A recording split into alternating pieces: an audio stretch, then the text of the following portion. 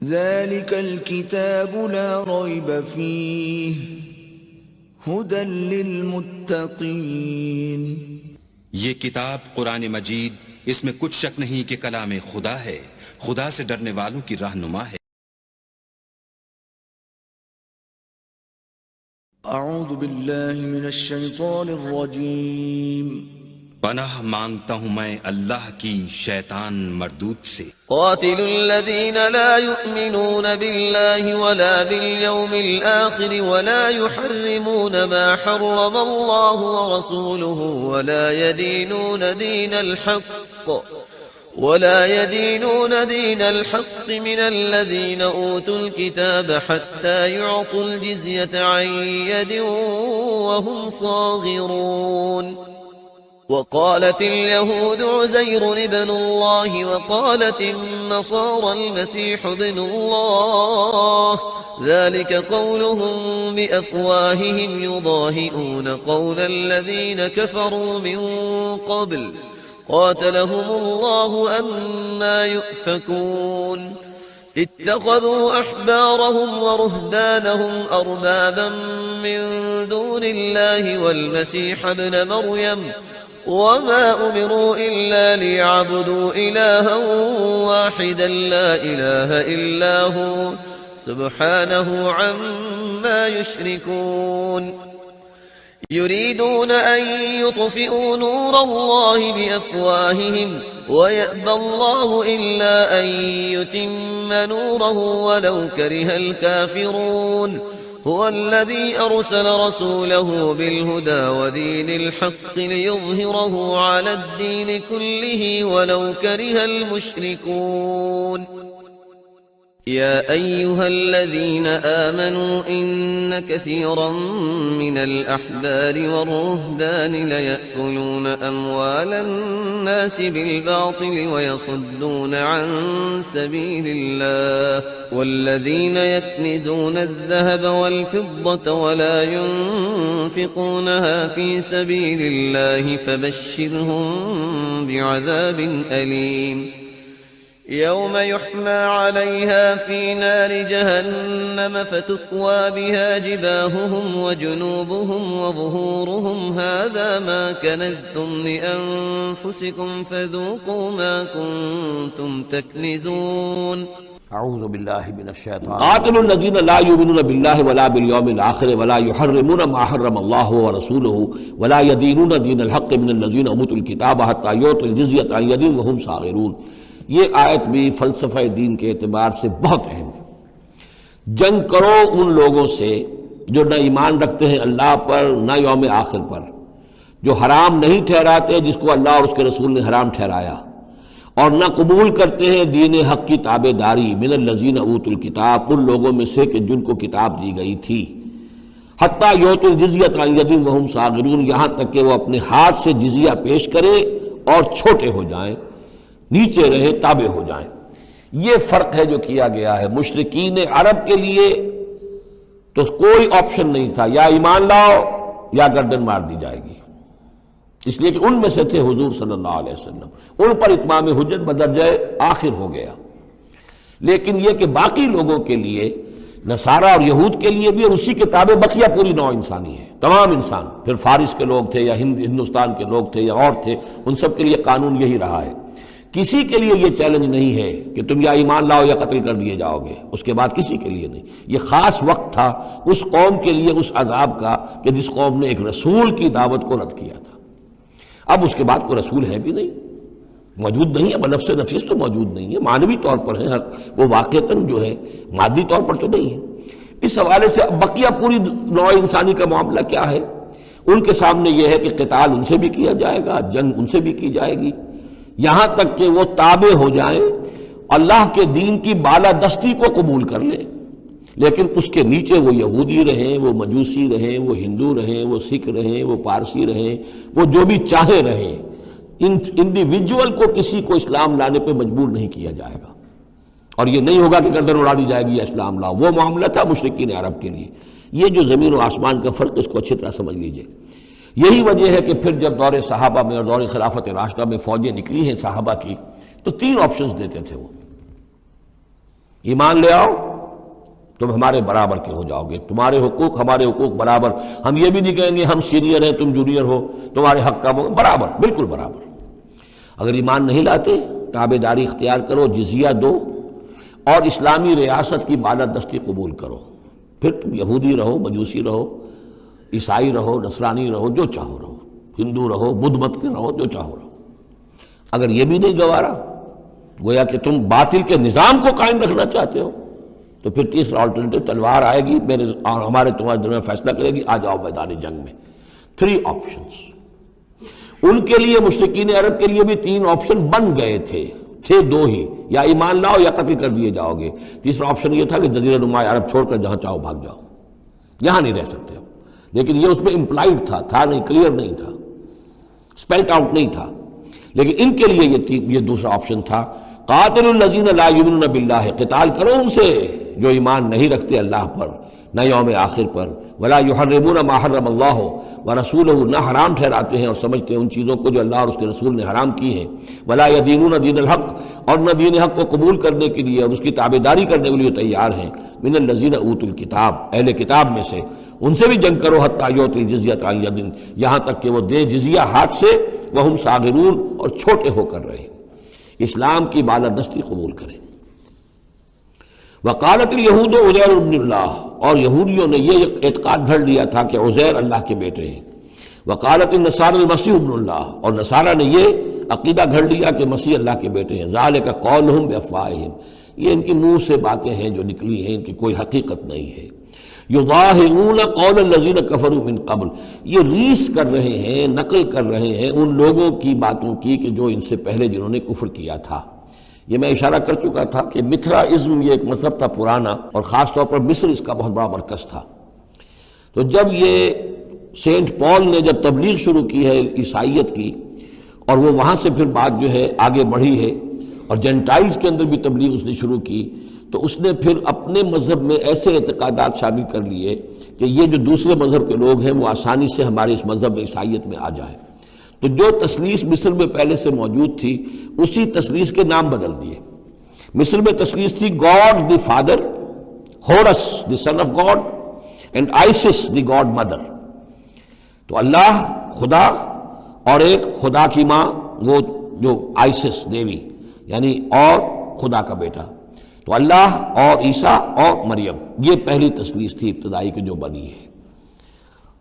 God the father, Horus the son of God, and Isis the God mother. تو انہوں نے ان کی نقالی کی ہے، اس نقالی میں انہوں نے یہ تثلیث ایجاد کر لی ہے. قاتلہم اللہ انا یوفکون، اللہ تعالیٰ انہیں قتل کرے، ہلاک کرے. یہ کہاں سے بچلائے گئے ہیں؟ اتخذوا احبارهم ورهبانهم اربابا من دون اللہ. دوسری جو سب سے بڑی گمراہی ہوئی عیسائیوں میں وہ یہ ہے کہ انہوں نے اپنے احبار اور رہبان کو بھی رب بنا لیا اللہ کے سوا. اب یہ جو ہے اس پر اعتراض کیا تھا، اعتراض نہیں سوال کیا تھا حضرت عدی ابن حاتم نے، جو مشہور ہیں حاتم طائی، بہت بڑے جو سخی تھے. وہ تو خیر فوت ہو چکے تھے حضور کی بعثت سے قبل، اور وہ عیسائی تھے. ان کے بیٹے تھے یہ عدی ابن حاتم، یہ ایمان لے آئے. لیکن ایک روز انہوں نے حضور سے پھر یہ کہا کہ حضور یہ بات کچھ سمجھ میں نہیں آئی، قرآن کہتا ہے کہ ہم نے بحیثیت عیسائی اپنے احبار اور رہبان کو اپنا خدا بنا لیا، ارباب بنا لیا. تو ایسی بات تو نہیں ہے، تو اس کا مفہوم کیا ہے؟ تو آپ نے فرمایا کیا یہ صحیح نہیں ہے کہ جس شے کو وہ حلال کہہ دے تم حلال مان لیتے ہو، جس شے کو وہ حرام کہہ دے تم حرام مان لیتے ہو؟ کہ جی یہ تو ہے، تو یہی تو خدا بنا مان لینا ہے. یعنی قانون سازی کا حق اللہ کو حاصل ہے. یہاں پوپ صاحب کو پورا اختیار ہے، جو چاہے فیصلہ کر دے. تو 2000 سال تک تو حضرت مسیح کو سولی دینے کا الزام یہودیوں پر رہا. اب آ کر اچانک انہوں نے ایک ڈیکری، ایک فرمان کے ذریعے سے بری کر دیا. تاریخ کو بدل دیں، حرام کو حلال کر دیں، حلال کو حرام کر دیں. یہی ہمارے ہاں بھی ایک پوپ ہوتے ہیں. یہ جو ہمارے اسماعیلی ہیں ان کا جو امام حاضر ہے وہ معصوم ہے، اور وہ جس چیز کو چاہے حلال کر دے، جس چیز کو چاہے حرام کر دے. انہوں نے بھی شریعت ساقط کی ہوئی ہے، اسماعیلیوں پر شریعت نہیں ہے.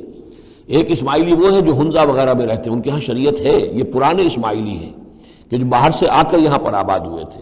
ایک یہ گجرات کے علاقے میں آ کر جب اسماعیلیوں نے اپنی تبلیغ کی ہے تو انہوں نے وہی کیا جو سینٹ پال نے کیا تھا، شریعت ساقط کر دی. اور جو ہندوؤں کا عقیدہ تھا اس کے اندر 9 اوتار تھے، 9 اوتار آ چکے ہیں دنیا میں اللہ کے، ان کا کہ حضرت علی 10ویں اوتار ہیں، 10م اوتار، وہ 10م اوتار ان کے عقیدے میں شامل ہو گیا، اور جو ان کا امام حاضر ہے اسے پورا اختیار حاصل ہے، شریعت کی جس چیز کو چاہے منسوخ کر دے، جو چیز چاہے حرام قرار دے دے، جو چیز چاہے حلال قرار دے دے، یہ ہے دین۔ تو اتخذوا احبارهم ورهبانهم، تو یہ تو گویا کہ خدا ہی بنا لیا، یہ اختیار تو خدا ہی ہے۔ اربابا من دون اللہ، انہوں نے اللہ کے سوا ان کو بھی رب بنا لیا ہے، والمسیح ابن مریم، اور مسیح ابن مریم کو تو پوچھتے ہیں۔ وما امروا الا ليعبدوا الہا واحدا، انہیں نہیں حکم دیا گیا تھا مگر اس بات کا کہ وہ پوجیں صرف ایک الہ کو، لا الہ الا ہوا، نہیں ہے کوئی معبود اس کے سوا، سبحانہ عما یشرکون، وہ پاک ہے اس سے کہ جو شرک یہ کر رہے ہیں۔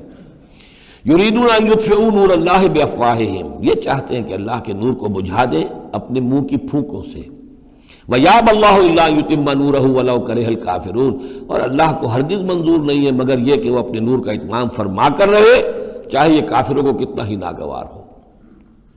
هُوَ الَّذِي أَرْسَلَ رَسُولَهُ بِالْهُدَى وَدِينِ الْحَقِّ لِيُظْهِرَهُ عَلَى الدِّينِ كُلِّهِ، وہی تو ہے جس نے بھیجا ہے اپنے رسول کو صلی اللہ علیہ وسلم الہدا اور دین حق دے کر، تاکہ غالب کرے اسے کل کے کل دین پر، کل نظام زندگی پر، وَلَوْ كَرِهَ الْمُشْرِكُونَ، خواہ یہ مشرکوں کو کتنا ہی ناگوار ہو۔ کیونکہ یہاں آ کر حضور کے مشن کے آخری درجے میں تکمیل ہو رہی ہے، تو یہاں کلیئرلی اب اس کو اننشیٹ کر دیا گیا۔ وہ جو میں نے عرض کیا تھا کہ ایک ہے رسالت کا بنیادی مقصد، تبشیر ہے، انذار ہے، تذکیر ہے، دعوت ہے، تبلیغ ہے، وما نرسل المرسلین الا مبشرین ومنذرین، وہ بنیادی مقصد بھی حضور کی بعثت کا ہے۔ لیکن حضور کا ایک امتیازی مقصد ہے، تکمیل رسالت کا جو مظہر ہے وہ ہے کہ دین کو غالب کرنا بالفعل۔ یہ جوڑا جو 2 آیتوں کا ہے یہ بالکل اسی ترتیب کے ساتھ یہ جوڑا سورہ صف میں بھی آیا ہے۔ دوسری آیت تو جو کہ تم ہے، ایک شوشے کا فرق نہیں، هو الذی ارسل رسولہ بالہدی ودین الحق لیظہرہ علی الدین کلہ ولو کرہ المشرکون۔ اس پر تو 24 صفحے کا میرا ایک مقالہ ہے جو لکھا ہوا ہے، جو میری کتاب ہے نبی اکرم صلی اللہ علیہ وسلم کا مقصد بعثت، صرف اس ایک آیت پر 24 صفحے کا مقالہ ہے، اور میں مطمئن ہوں اللہ کا شکر ہے کہ اس آیت کا حق اللہ تعالیٰ نے میرے ذریعے سے پورا کروا دیا ہے۔ اس میں کسی اعتبار سے، اس لیے کہ لوگ اس میں سے اپنے لیے راستے نکالتے ہیں، چور دروازے، یہ تو جی اللہ غالب کرنے والا ہے، کوئی انسان غالب کرنے والے تھوڑا ہی ہیں، اور یہ ہے اور وہ ہے، اس لیے کہ جو آدمی کام چور ہے چاہتا ہے کسی طریقے سے کوئی راہ فرار ہو، بھاگنے کا کوئی راستہ مل جائے، لیکن آپ اگر اس کو پڑھیں گے تو معلوم ہوگا کوئی راستہ فرار کا نہیں ہے۔ ہر جو بھی ممکن ہو سکتی ہے نحوی اعتبار سے، جو امکان ہو، سب کو میں نے لے کر اور ثابت کر دیا ہے کہ اس میں کہیں فرار کا راستہ نہیں۔ البتہ پہلی آیت میں تھوڑا سا فرق ہے، وہ آیت جو ہے وہاں ہے یریدون لیطفئوا، یہاں ہے ان یطفئوا، بس اتنا فرق ہے۔ بافواہہم، یریدون لیطفئوا نور اللہ بافواہہم، یریدون ان یطفئوا نور اللہ بافواہہم، وہاں ہے واللہ متم نورہ ولو کرہ الکافرون، یہاں ہے ویابی اللہ الا ان یتم نورہ ولو کرہ الکافرون۔ یہ تو چاہتے ہیں کہ اپنے منہ کی پھونکوں سے، جس کو کہ پھر مولانا ظفر علی خان نے خوب اس کی تعبیر کی ہے، نور خدا ہے کفر کی حرکت پہ خندہ زن، پھونکوں سے یہ چراغ بجھایا نہ جائے گا۔ تو یہ جو چاہتے ہیں کہ اپنی منہ کی پھونکوں سے، اور اس میں ایک طرح کا طنز ہے، یہودی چونکہ سامنے آ کر مقابلہ نہیں کر رہے تھے تو یہ ایسے تھا کہ منہ کی پھونکوں سے بجھانا چاہ رہے ہیں، صرف سازشیں ہیں ان کی، اور جو بھی یہ کر رہے ہیں کبھی سامنے آ کر انہوں نے جنگ نہیں کی۔ یریدون ان یطفئوا نور اللہ بافواہہم واللہ متم ویابی اللہ الا ان یتم نورہ ولو کرہ الکافرون هو الذی ارسل رسولہ بالہدی ودین الحق لیظہرہ علی الدین کلہ ولو کرہ المشرکون یا ایھا الذین آمنوا ان کثیرا من الاحبار والرہبان لَيَأْكُلُونَ أَمْوَالَ النَّاسِ بِالْبَاطِلِ وَيَصُدُّونَ عَنْ سَبِيلِ اللَّهِ وَالَّذِينَ يَكْنِزُونَ الذَّهَبَ وَالْفِضَّةَ وَلَا يُنْفِقُونَهَا فِي سَبِيلِ اللَّهِ فَبَشِّرْهُم بِعَذَابٍ أَلِيمٍ۔ یہ آیت بھی بہت اہم ہے، اس لیے کہ جو مسلمان امتوں کے اندر علماء اور احبار اور صوفیاء، یا آپ ایک لفظ استعمال کریں مذہبی پیشوا، جو بھی ایک طبقہ بن جاتا ہے، اگر ان میں دنیا کی محبت اور مال کی محبت آ جائے، ایک عام کاروباری آدمی ہے، دنیا کا کاروبار کرتا ہے، اب ظاہر بات ہے حلال ذریعے سے کما رہا ہے، اچھا کھائے اچھا پہنے، ٹھیک ہے، کوئی جائیداد بھی بناتا ہے، کوئی حرام کام نہیں ہے، اس کی اولاد کو منتقل ہو جائے گی، لیکن یہ کہ جو شخص دین کی خدمت میں لگا ہوا ہے، اب اسے فرض کیجئے کوئی ہدیہ دے رہا ہے، کوئی اس کو اگر فرض کیجئے تحفہ دے رہا ہے یا کسی طریقے سے، تو دین کے لیے دے رہا ہے۔ اگر یہ لوگ بھی اپنے پاس دولت جمع کریں، اگر یہ اپنی جائیدادیں بنائیں، تو یہ بدترین انسان ہے آسمان کی چھت کے نیچے کے۔ یہ سمجھ لیجیے اچھی بات۔ عام آدمی کے لیے قانون اور ہوگا۔